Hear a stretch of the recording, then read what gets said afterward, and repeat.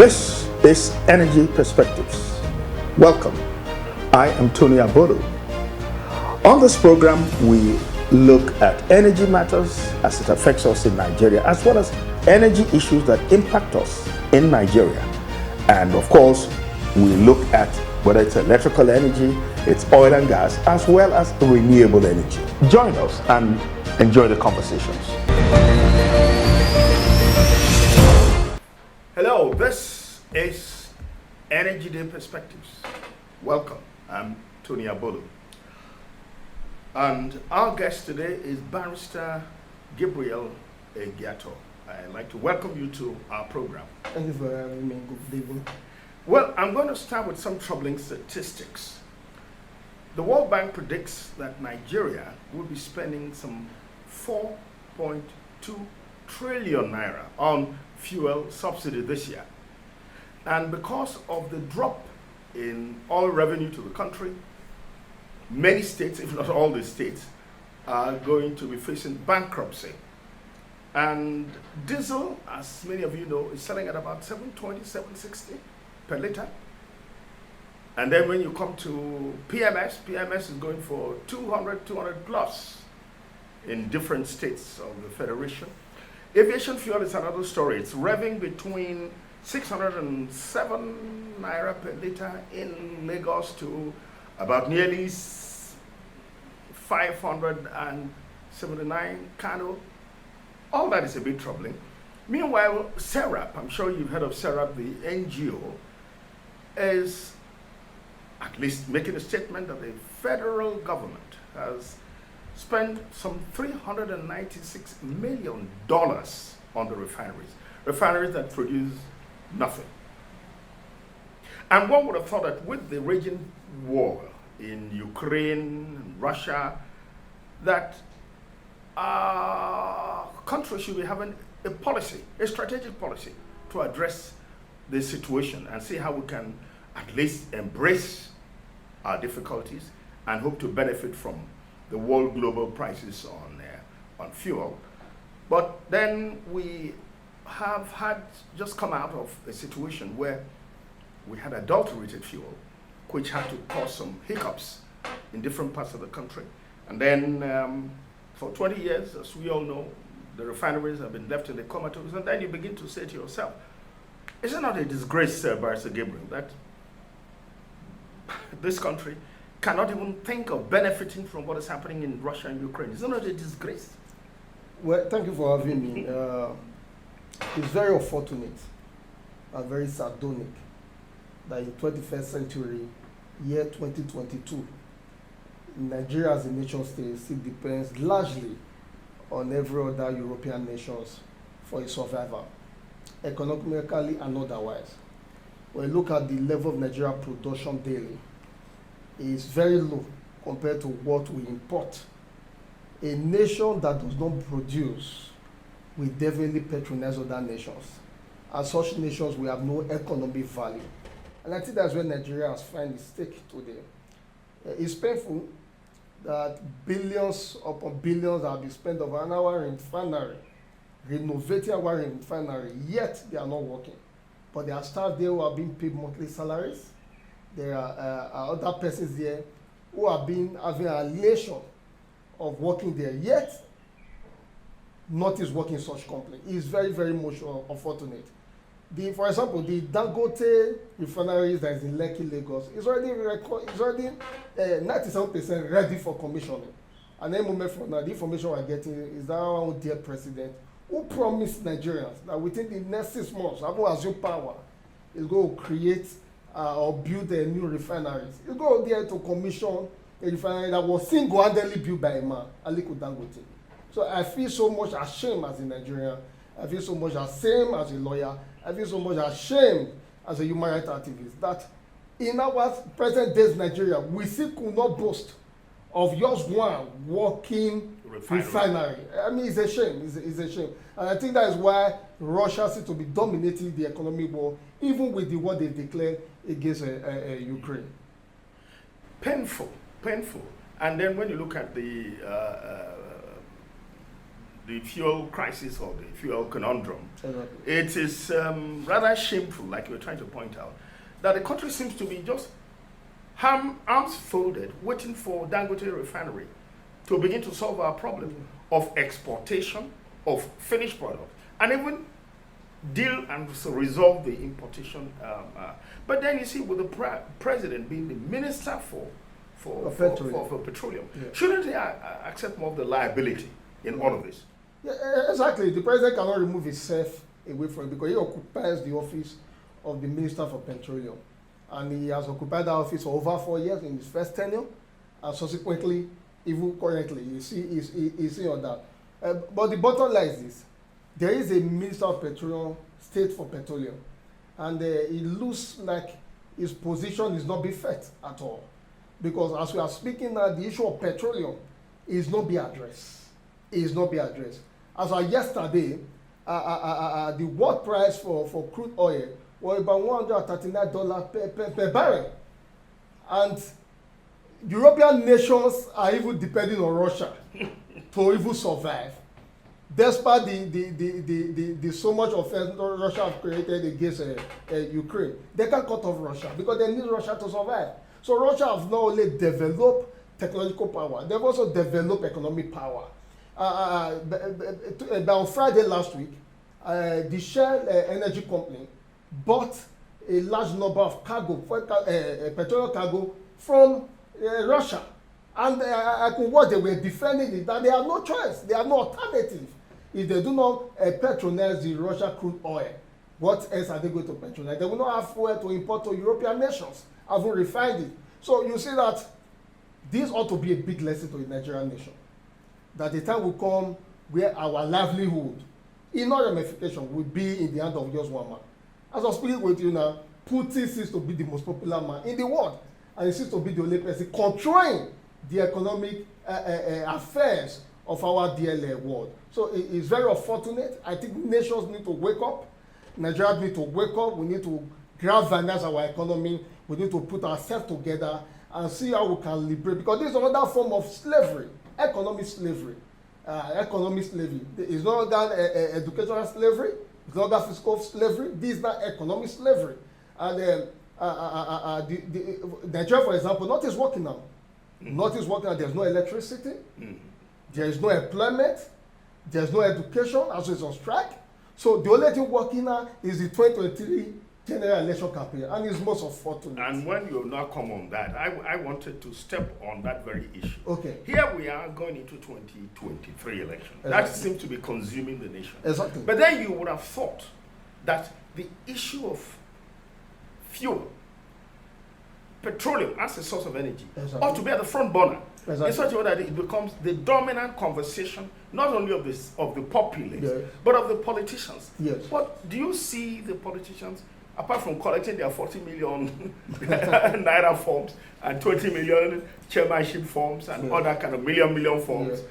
they are not seeming to be talking about what prices of, and remember that our source of revenue, livelihood, if not, we asphyxiate it Yes. if we don't deal with this problem. So why are the politicians rather negligent of a major policy thrust in an election year? We are in 21st century, and it's more fortunate that Nigerians will live in politics of basic amenities. What people campaign with is that we'll give you pipe and water. We'll tie your roads, we'll build your schools. Just the same thing they will say, they have been saying for the past 4 years. It's what they will say 4 years and 4 years and 4 years to come. You can't go to Europe and campaign with such, and make your campaign with such promises. You talk about economy, you talk about security, talk about global climate and warming. These are your campaign promises you had in Europe. But in Nigeria, what we have is campaign upon campaign of basic amenities. And you see a Nigeria project, and I do not blame them, even if a technocrat comes in, into the campaign, the campaign platform, even when it's campaign with those world economy and we don't take it serious. An average Nigerian does not take it serious. Because an average Nigerian doesn't understand what we mean by world economy. Just economics. Yes, economy. What an average Nigerian knows is that you tie his road from his village to the town where he can send his farm produce. He's comfortable with that. He doesn't know what is world economy. Don't know what is global warming. Don't know what is climate change. Don't know what to do with our super military formations.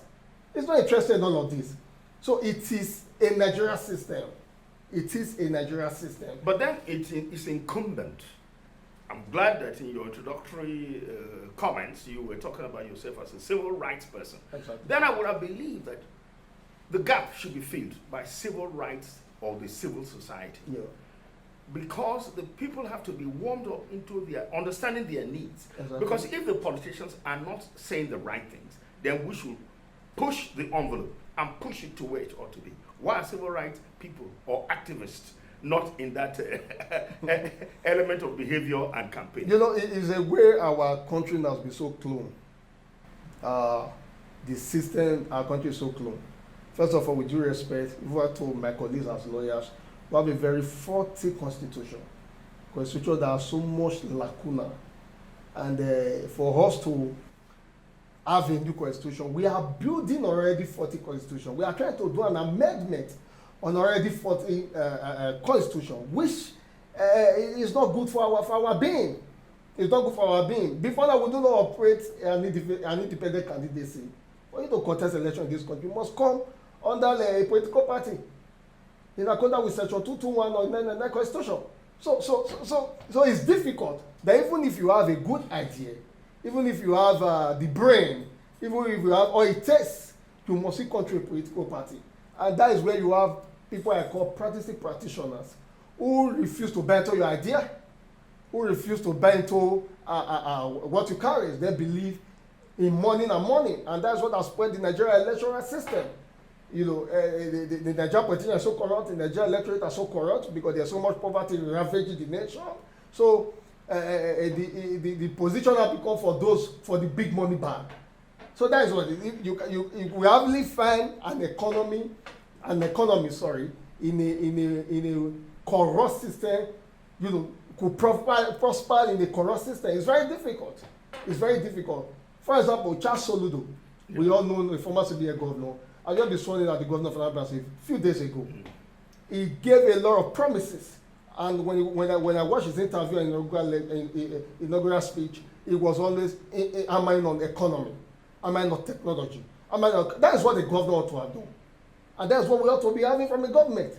So if in the next 6 months, the next 1 year, Charles Soludo could not ascertain at least 10% of what he has promised. Delivering on his promise. There's something wrong somewhere. It's either it's not effective enough or the system is not making him to be effective enough, because you can actually be effective enough, but the system can actually destroy it. Now, delving into something else, those in the oil industry are complaining about oil theft. Yeah. And oil theft is becoming a major concern. It was the reason why Shell decided to divest. Tony Elumelu, who has invested so much, says that when he was buying the OML, forgotten the name of the OML that he bought into, it was supposed to be yielding about 20,000 or more barrels per day. But because the oil thieves are hauling it into the pipeline, they hardly get 3,000. And it's making him very frustrated. He's not the only one complaining. Avro, who used to be the MD of Seplat, and now he's gone out of Seplat. He has his own company, AA, and he has his own personal energy company. They're also complaining that unless something is done, it's not going to be good for investment. And therefore, even when we want to even improve and meet OPEC listing for Nigeria, Exactly. we're unable to do that. Now, there's the other side of the argument, which is that you should allow those illegal bunkers to do what they are doing, because that's about their only survival. Exactly. Source of survival, which maybe that's a typical Nigerian argument. But I guess you could say it's neither here nor there. But in the ideal, someone has invested in an oil field and he wants to get something out of it, and then the country needs it. But then the oil thieves are doing it. And painfully, the security agencies have been indicted as colluding. The entire security agency and architecture is accused of being involved. Now, that's not good for the country. And that's not a good statement about our kind of management of a major resource of the country. So how do we address this oil theft crisis? Well, oil theft is a general economical problem, especially in the area of Niger Delta of Nigeria. Okay, I thought you were going to say global. Niger Delta of Nigeria. Was it not in this country a cargo carrying crude oil gone missing? It was in this country. A full cargo as big as a cargo, yeah. It was missing. They couldn't trust it. Where was our security personnel? What happened to our security architecture at that time? That up till now, such cargo wasn't found. Nobody was sacked. The chief of Naval Staff wasn't sacked. The chief of Air Staff wasn't sacked. Nobody was sacked. So it's funny. So to me, there is a corroboration between the oil theft and those in power. With due respect, there's a corroboration.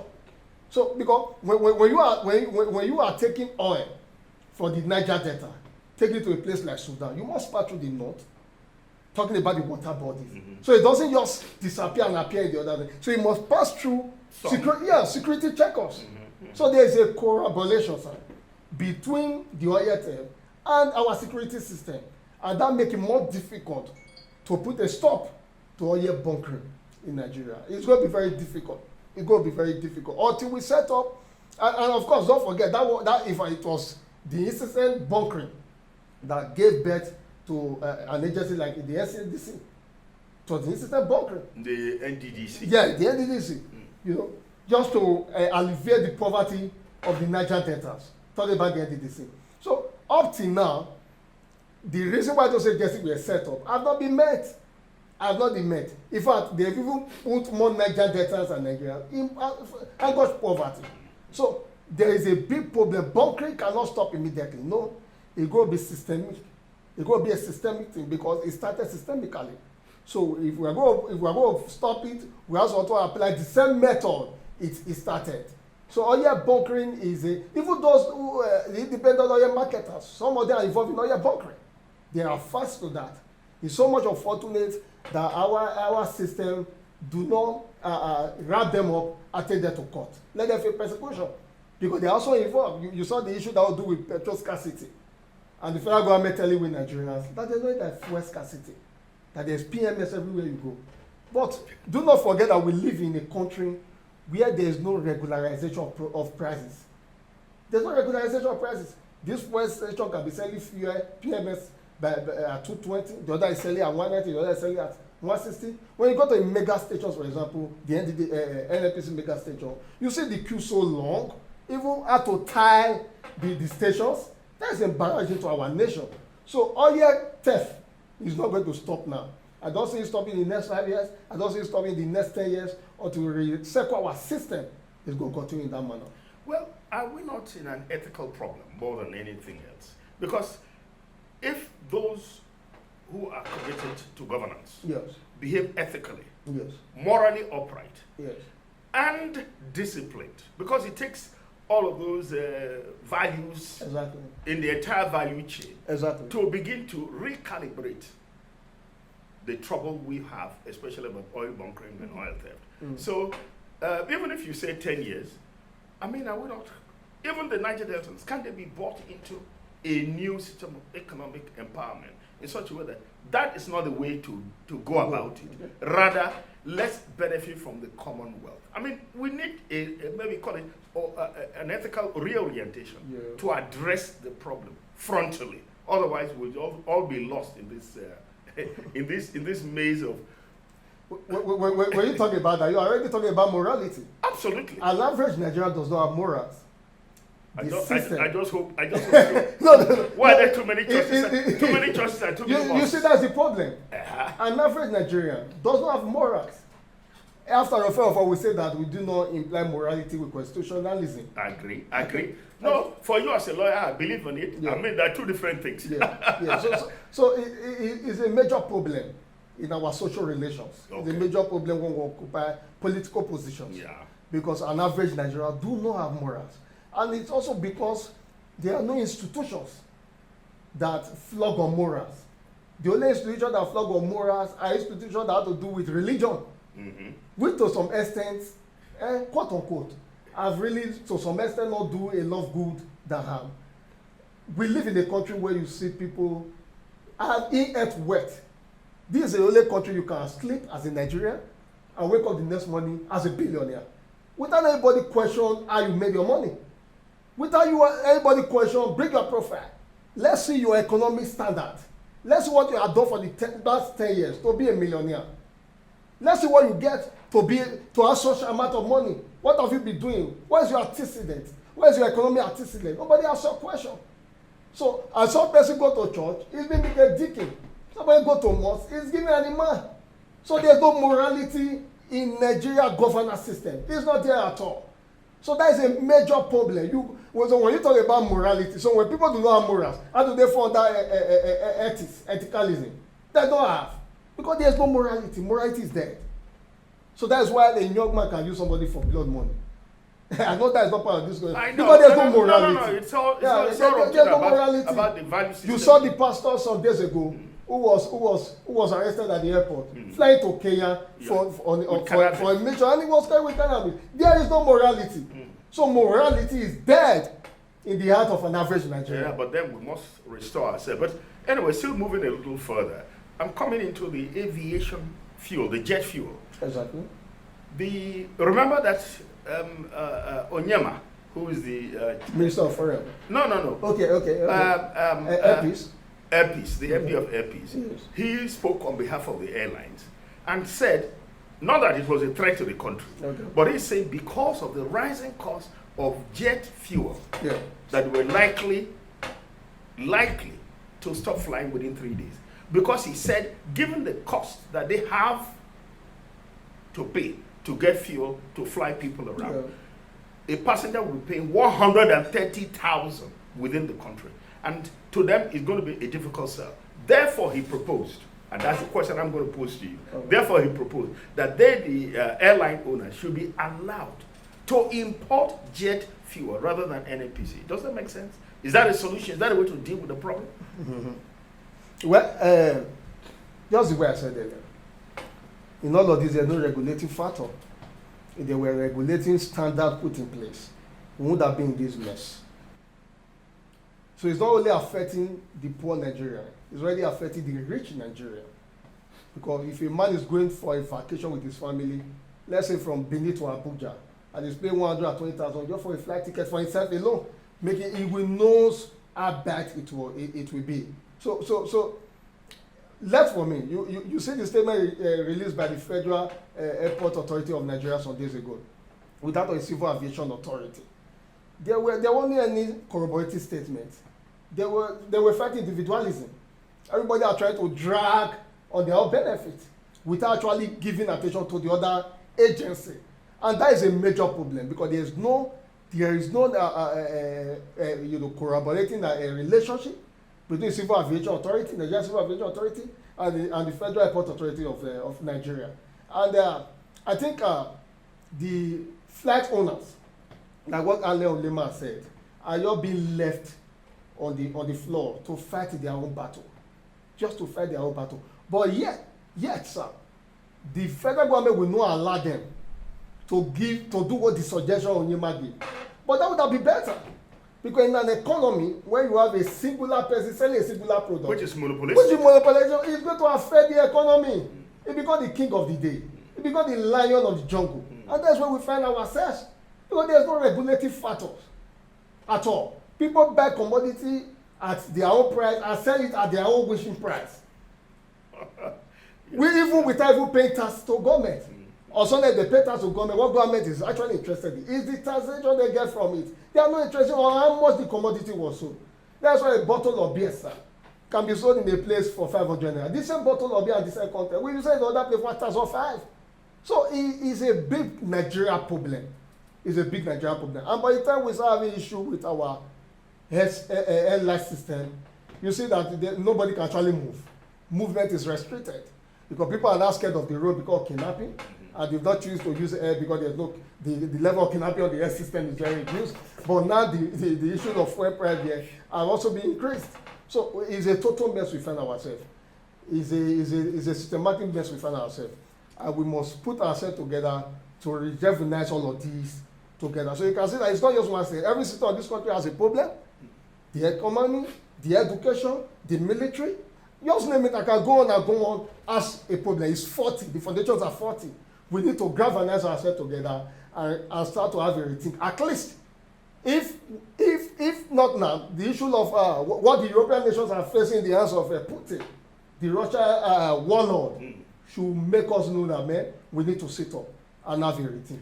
Well, thank you very much, Barrister Gabriel Egato, for being on our show today. Thank you. Is the pathetic situation we find ourselves, the utter mess, our helplessness, the surging prices, states likely to face bankruptcy, drop in their national revenue. All these have been the conversation on our energy perspectives.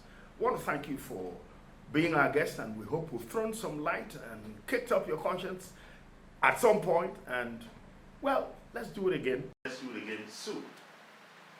This is Energy Day Perspectives. We hope we've provided enlightenment for you. I'm Tony Abodo.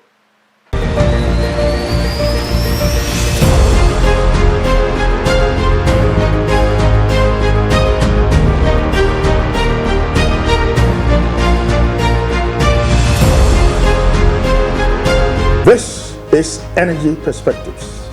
Welcome. I am Tony Abodo. On this program, we look at energy matters as it affects us in Nigeria, as well as energy issues that impact us in Nigeria. And of course, we look at whether it's electrical energy, it's oil and gas, as well as renewable energy. Join us and enjoy the conversations.